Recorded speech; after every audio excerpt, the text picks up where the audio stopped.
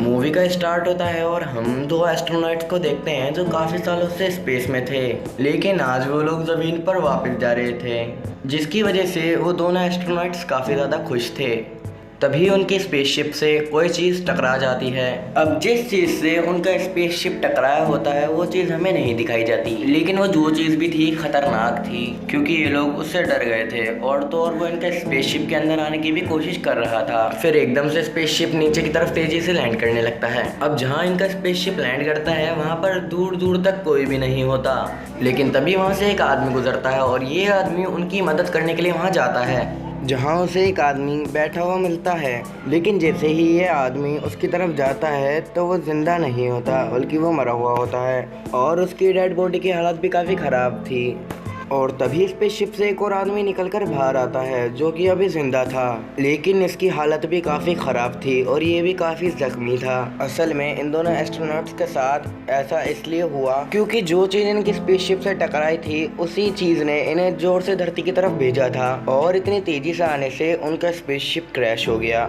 अब अगले सीन में हम एक साइकाइट्रिस्ट को देखते हैं जिसका नाम तातियाना होता है। तातियाना एक अच्छी डॉक्टर होती है, लेकिन तभी हम यहाँ पर एक आदमी को देखते हैं जो कि एक सोल्जर होता है और ये आदमी काफ़ी देर से तातियाना को देख रहा होता है। इसके बाद ये आदमी उसके पास आता है और एक पेशेंट के बारे में इसे बताता है। तुम्हें एक बार उस पेशेंट को देखना होगा, अगर वो केस तुम्हें इंटरेस्टिंग नहीं लगा तो तुम बेशक वापस आ जाना, लेकिन इसके बदले में मैं भी तुम्हें पे कर दूंगा। और अब तातियाना इसके लिए मान जाती है और उस पेशेंट को देखने के लिए जाती है उसी सोल्जर के साथ। अब हमें यहाँ आकर ये बात पता चलती है कि असल में ये लोग उसी एक्सीडेंट के बारे में बात कर रहे हैं जिसे कि हमने मूवी के स्टार्ट में देखा था। जो एस्ट्रोनॉट बचा था उसका नाम होता है कॉन्स्टेंटीन। उसी के इलाज के लिए तातियाना को यहाँ पर लाया गया है। अब जो सोल्जर तातियाना को यहाँ लाया होता है वो उसे बताता है कि इस सोल्जर के दिमाग में छोटा सा एक मसला है, लेकिन तातियाना को यहाँ शक था कि बात इतनी सिंपल नहीं है, बल्कि बात तो कुछ और है जो कि काफ़ी बड़ी है।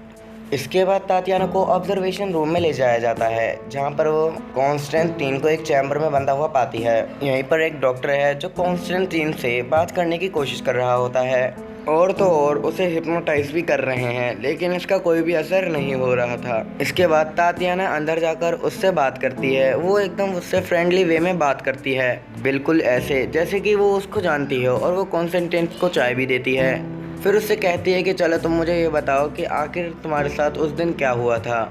ये सुनकर कॉन्स्टेंटीन कहता है कि जब स्पेसशिप लैंड हुआ था ना तो मेरे को उसके आगे की कुछ भी याद नहीं है। कॉन्स्टेंटीन तातियाना को एक नंबर देता है और कहता है कि ये नंबर मेरी मदर का है, और हाँ मेरा एक काम कर देना और तुम मेरी मदर को जाके बता देना कि मैं एकदम ठीक हूँ। इसके बाद तातियाना बाहर आती है और सोल्जर से बोलती है कि कॉन्स्टेंटीन तो बिल्कुल नॉर्मल है, उसका तो कोई भी मसला नहीं है। रात को जब तातियाना सो रही होती है तो उसका दरवाज़ा कोई जोर जोर से नॉक करता है, बल्कि बाहर कोई और नहीं बल्कि वही सोल्जर होता है, और वो सोल्जर वापस से उसे ऑब्जर्वेशन रूम में ले जाता है। यहाँ आकर तातियाना देखती है कि यहाँ पर तो काफ़ी हलचल मची हुई है। इससे पहले कि वो पूछती यहाँ पर क्या चल रहा है, उससे पहले ही वहाँ के कॉन्स्टेंटीन को दिखाया जाता है जिसकी हालत बदल रहा था। देखते ही देखते उसके मुंह से खून आने लगता है और उसके मुंह से एक अजीब सा क्रिएचर भी निकलने लगता है जो कि काफ़ी डरावना होता है। जब वो पूरा क्रिएचर मुंह से बाहर आ जाता है तो कॉन्स्टेंटीन बेहोश हो जाता है और वो क्रिएचर देखते ही देखते अपने असली रूप में आने लगता है।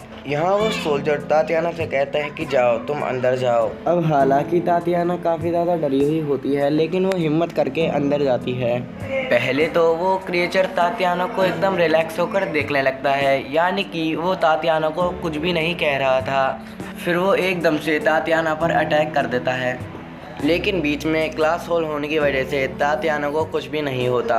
लेकिन अब तातियाना और ज़्यादा डर चुकी थी। वो सोल्जर तातियाना से कहता है कि देख लिया ना तुमने क्या हुआ, हमें इसी वजह से कॉन्स्टेंटीन को ऐसे चैम्बर में रखना पड़ रहा है। वो क्रिएचर जो कॉन्स्टेंटीन के मुंह से निकला है वो कॉन्स्टेंटीन के अंदर ही रहता है, और अब तातियाना ये जिम्मेदारी तुम्हारी है और तुम्हें इस क्रिएचर को उससे दूर करना होगा। लेकिन इसके बाद तातियाना के पास हादसे में होने वाली सारी इन्फॉर्मेशन और डिटेल होनी चाहिए और ये सारी चीज़ें तातियाना को इसी रात मिल जाती हैं। फिर कुछ स्टडी करने पर तातियाना को पता चलता है कि वो क्रिएचर कॉन्स्टेंटीन के पेट के अंदर रहता है। वो जब उसके पेट में रहता है तो वहाँ का तकरीबन वो 30 सेंटीमीटर का होता है। जब वो उसके पेट से बाहर आता है तो वो हाफ मीटर का हो जाता है। 2:40 से लेकर 3:10 तक उसके पेट से बाहर निकलता है।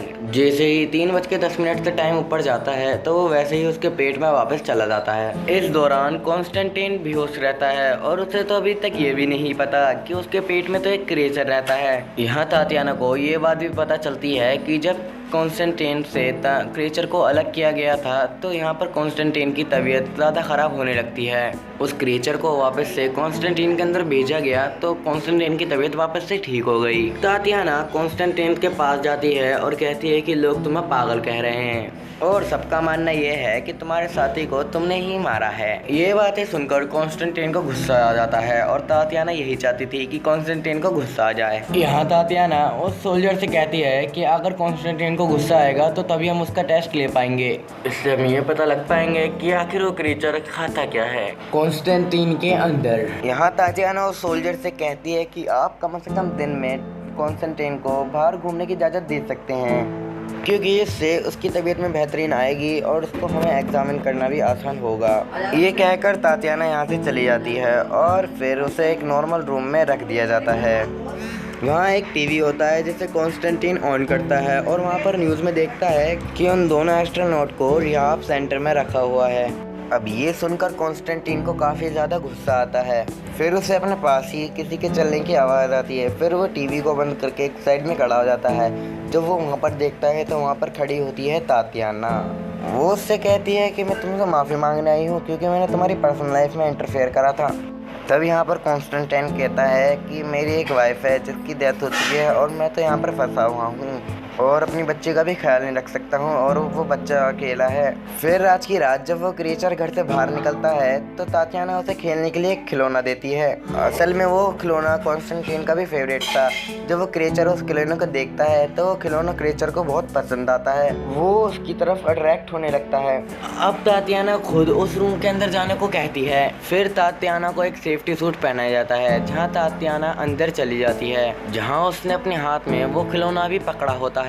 अब वो क्रिएचर उस खिलौने की तरफ ऐसे खींचा चला आ जाता है जैसे कि वो उसका भी फेवरेट हो। अब वो उसके साथ खेलने लगता है।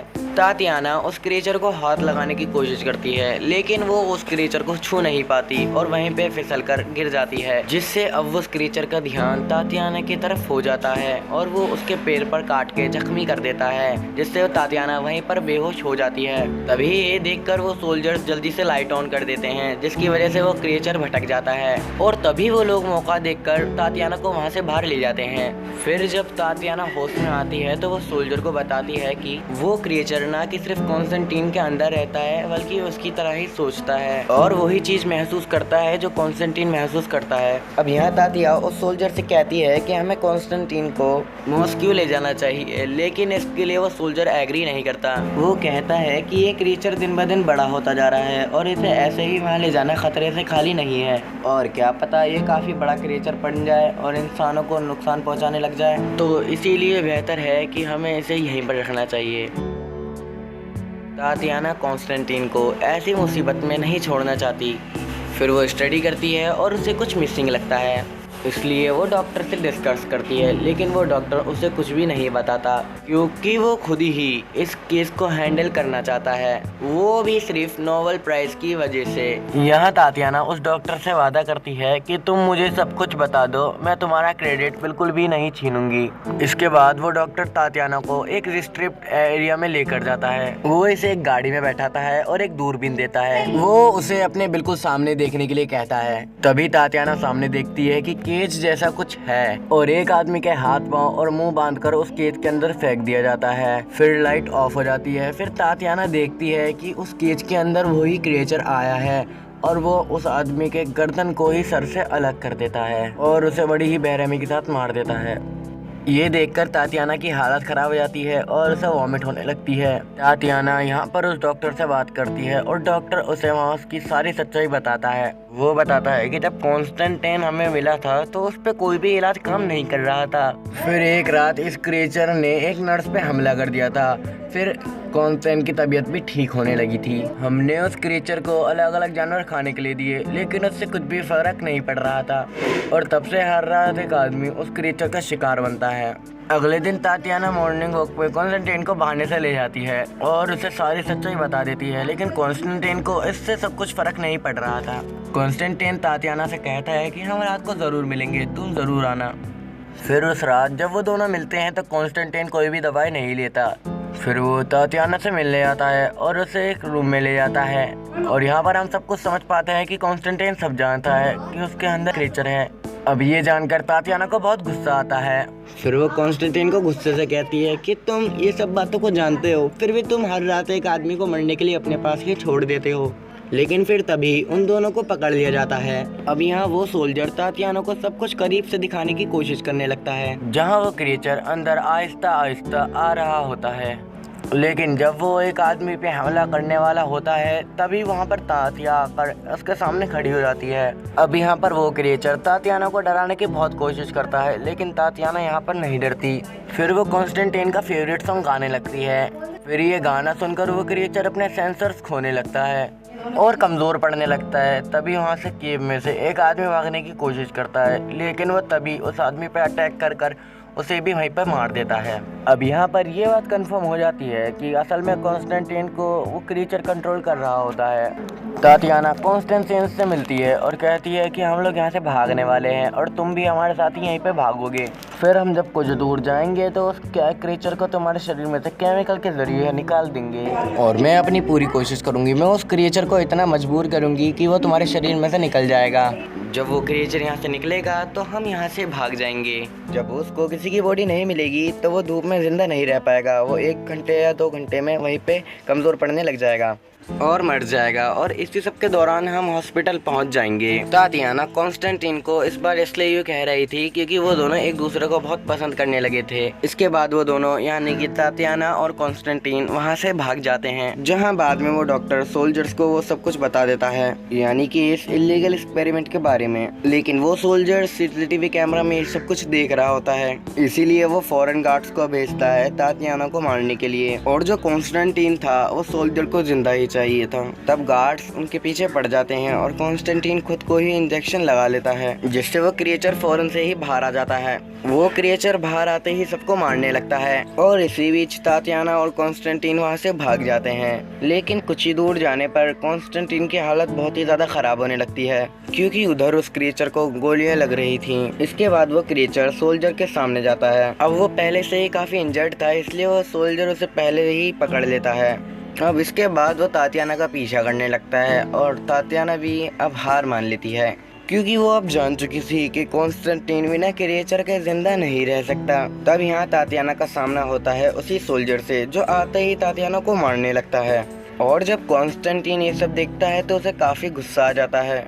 अब इसके गुस्से से वो क्रिएचर भी होश में आ जाता है और इसे बड़ी ही बेरहमी से वहीं पे मार देता है। इसके बाद वो क्रिएचर तातियाना को डराने की कोशिश करता है, लेकिन वो उसे मारना भी चाहता है, लेकिन वो उसे नहीं मारता। और फिर वो कॉन्स्टेंटाइन की बॉडी में आ जाता है। वो अब जान चुका था कि इस क्रिएचर के साथ वो नहीं रह सकता, लेकिन वो उसके बगैर जिंदा भी नहीं रह सकता, इसलिए कॉन्स्टेंटाइन यहाँ पर खुद को शूट करके मार लेता है। नेक्स्ट सीन में हम देखते हैं कि तातियाना ने कॉन्स्टेंटाइन के बेटे को अडॉप्ट कर लिया है और वो दोनों एक दूसरे के साथ बहुत ही खुश हैं और वो बच्चा तातियाना को ही अपनी माँ समझता है। और इसी के साथ ये मूवी यहीं पे ख़त्म होती है। Thanks for watching.